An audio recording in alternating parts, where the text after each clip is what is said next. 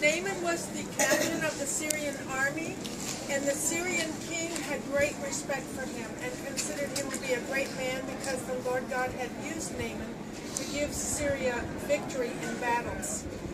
But Naaman had a problem. He had contracted leprosy. Now, during one of their raids against the Israelites, the soldiers had captured a young Israelite girl and had brought her back, and she was the servant to Naaman's wife. Now one day she said to her mistress, "I wish that my master, your husband Naaman, would go see the prophet in Samaria because he would heal his leprosy." Well, Naaman told this to his king, and his king said, "Definitely, you should go visit the prophet. Look, I'll write you a letter of introduction. You can take it when you go." And so when Naaman set out on his journey, he took the letter that his king had written, and he took along gifts. He took 750 pounds of silver, 150 pounds of gold, and 10 sets of fine clothing.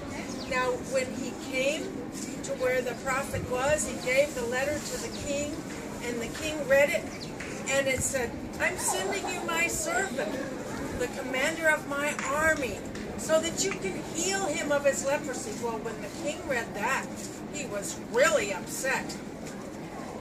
And he tore his clothes, and he said, "What, am I God, that I could give life or take it away?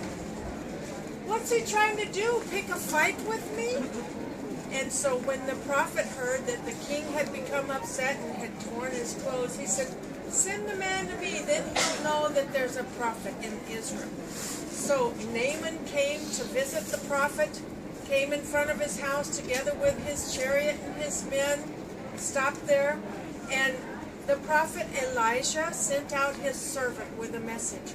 "Go wash in the Jordan River, dip 7 times, and then you'll be healed." Naaman was upset. He had expected more.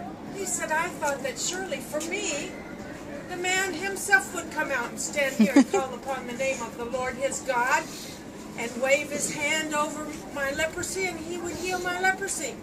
Aren't all the rivers in my own country far better than every bit of water in this land? Couldn't I just go wash in them and be healed?" And he turned away. He was angry. He was going to leave. But his men reasoned with him. They said, "Look, if he had asked you to do something difficult or complex, wouldn't you have done it?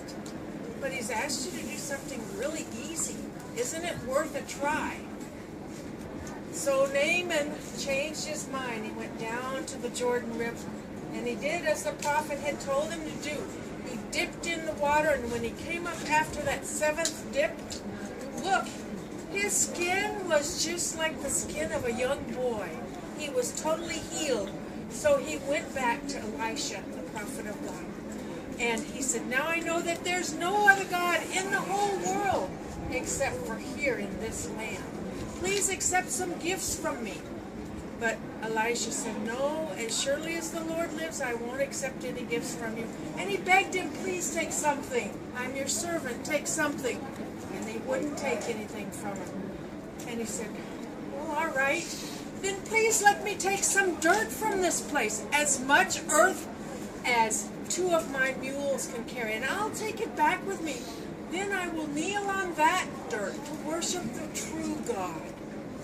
And Elisha said, "Go in peace." So he loaded up the dirt onto his mules, and he started to go. Well, the servant of the prophet, his name was Gehazi. When he saw him leaving, he thought, "Oh, my master shouldn't have let him get away without at least accepting some of his gifts. As surely as the Lord lives, I'll run after him and I'll get something from him." So he started running after him. And when Naaman saw him running, he stopped his chariot. He got down from his chariot, and he went to him and he said, "Is everything all right?" And he said, "Yes, everything's all right, except 2 prophets just came from the hill country, and my master sent me to get some things from you, 150 pounds of silver and 2 sets of clothing." Naaman said, "No problem. Take twice as much." And he loaded these things into some cloths and tied them into 2 bags and sent along his own servants to carry the gifts back for Gehazi. Well, when Gehazi got back to his place, he sent the servants of Naaman back, and he took those gifts and he hid them in his house. Then he went before the prophet. And the prophet said, "Where have you been, Gehazi?" "Oh, I haven't been anywhere," he said. And the prophet said, "Didn't you realize that my spirit was with you when the man got down from his chariot to meet you? Is this the proper time to accept gifts? Because you have done this now, you and your descendants will be covered with Naaman's disease of leprosy forever." And when Gehazi went out from the presence of his master, look, his skin was covered with leprosy. He was as white as